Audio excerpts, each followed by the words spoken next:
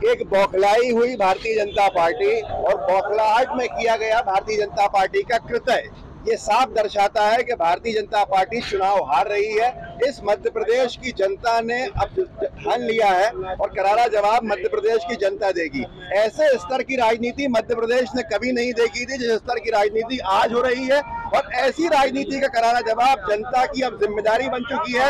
ये बौखलाहट और ये डर बीजेपी को इतना भारी पड़ने वाला है। एक ऐसा नेता जिन्होंने पिछले 45 साल मध्य प्रदेश की सेवा की हो, हर दिन मध्य प्रदेश के बारे में सोचा हो, मध्य प्रदेश को सौगातें दी हो, मध्य प्रदेश की जनता का काम किया हो, उसका दुष्प्रचार करना भारतीय जनता पार्टी को भारी पड़ेगा। मध्य प्रदेश की जनता कमलनाथ जी के इस अपमान का करारा जवाब देगी बीजेपी को चुनाव में।